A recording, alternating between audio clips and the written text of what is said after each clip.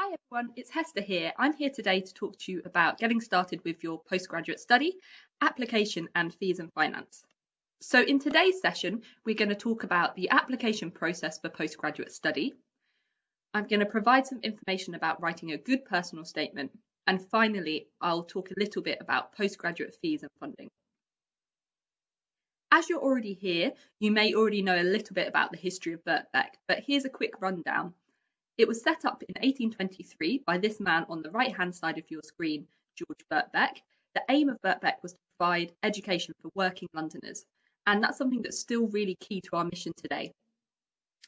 We offer postgraduate and undergraduate courses delivered part-time and full-time. The majority of our courses are taught from 6 p.m. till 9 p.m. in the evening so that people can fit work or other commitments around studying with us.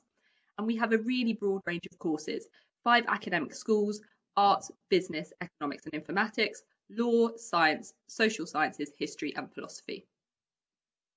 So let's get started. In terms of the application process, how do you actually apply for a postgraduate course? Well, for postgraduate courses, you apply directly to the university. So it's a little different from our undergraduate applications, which are mainly done through UCAS.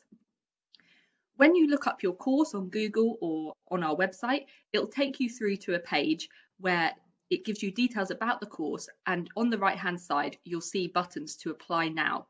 If the course is offered both part-time and full-time, you'll see 2 buttons there, one to apply part-time and one to apply full-time. When you click on this, it will take you to a page where you can set up an application profile. There are 2 main parts of the application process. Firstly, the application form, which is where you will fill out details about yourself, such as your name, your address. You may be asked to upload some documents to prove your previous study, and also this is where you can put in details of your work history. You'll also be asked to write a personal statement. A personal statement is around 400 to 600 words explaining why you want to study that course, what skills you're going to bring to it, and what you've done to prepare yourself for taking on this new academic study. Once you've submitted your application, you may be asked for 2 things. Firstly, you might be asked by the school to attend an interview or produce a piece of work for assessment. This really depends on the course that you're taking.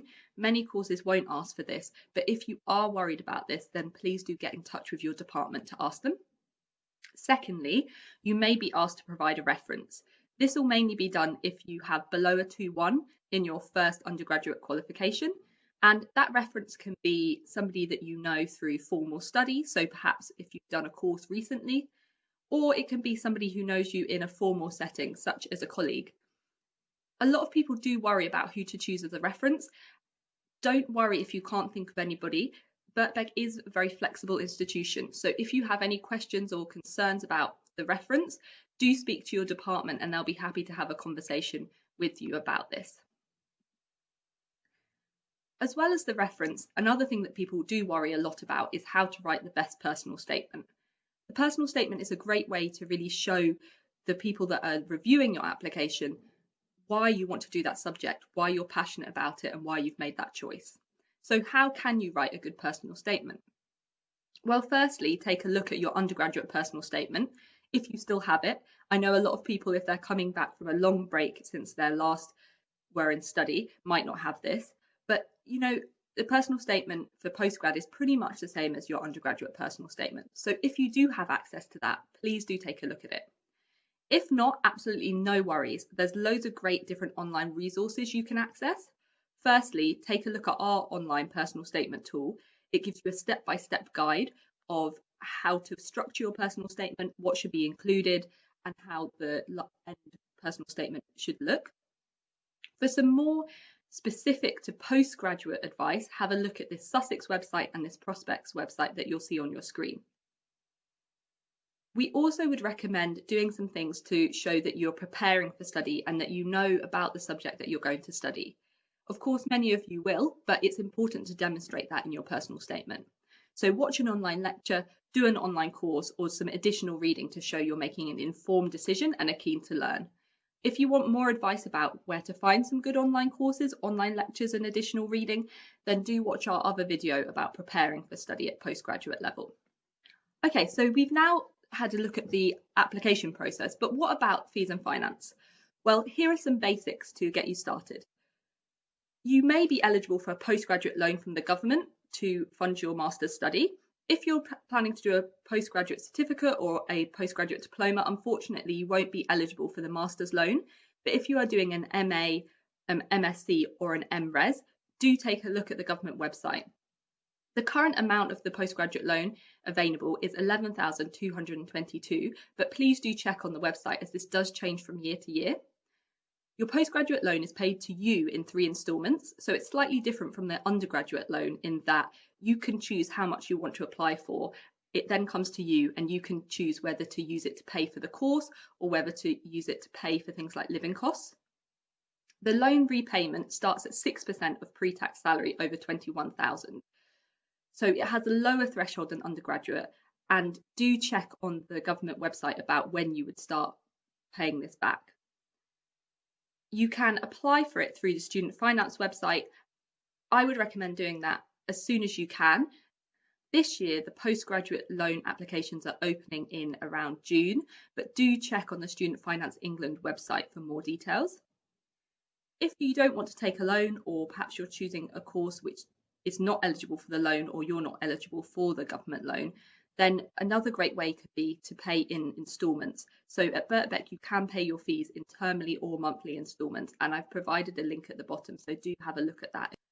So what actually is the eligibility for postgraduate loans? Well, I've mentioned before that it will need to be a master's, so an MA, MSc or MRes, and you must not have studied at this level before. Eligibility also depends on age, so you must be under 60 on the first day of the course, and it will also depend on your nationality or residency status, so please do check on the website. If you do have further questions about things like eligibility, or perhaps if you are on universal credit, how taking a postgraduate loan might affect that, then please do speak to our student advice service. They can give you really in-depth advice and provide you individualized, bespoke information about what you're eligible for and what support there is available for you. I've put a link on the top. If you just Google Birkbeck Student Advice Service, you'll find that entry there, and you can call them or you can email them for more information. I also thought it'd be interesting and useful to break down what repayment actually looks like. So sometimes when we think about taking a loan out to fund our studies, it can seem quite daunting, but if we break it down to a month-by-month repayment, it can seem less so. So for example, if you had an undergraduate degree, which you had on Plan 2 repayment, and you were earning £21,000 and you decided to take out a postgraduate loan and continue to earn that £21,000, your monthly repayment would be zero. If you were earning £25,000, again, you wouldn't have hit that threshold for repayment at undergraduate level, but you would at postgraduate, and you'd be paying £19 a month. If you were earning £27,000, you would begin paying back your undergraduate loan at £15 a month, and also your postgraduate loan, which would be £30 a month. So you're looking at a total monthly repayment at £45 a month. I would advise having a look and seeing what your repayment would look like in relation to your current salary and current financial situation. So where can you go to find additional financial support or additional information? So I've already mentioned that first point of call, if you're deciding to study at Birkbeck, should be to speak to our Student Advice Centre about any queries or questions you have about student finance. There are other financial support options available if you decide not to take the loan or in addition to the loan. So first of those is disabled student allowance, which you may be eligible for if you have a disability, which supports you in acquiring equipment that can help you to study successfully. Other websites we recommend looking at are Grant Fairy, Turn to Us, and the Scholarship Hub. The Scholarship Hub is really fantastic because it has lots of filters, and you can look for specific institutions or kind of specific subjects that you're studying and filter it that way. You can also have a look at postgraduate search, have a look at our own bursaries and financial support. For example, we do have support available for childcare costs for people with a certain income, so I'd recommend having a look there, and your department may also have specific scholarships available. And if you are an asylum seeker without status, do have a look at our Compass Project programme, which provides scholarships for undergraduate and postgraduate study. I hope that this was helpful, and hope to see you at our next online video, which is about preparing for study. Have a good rest of your day.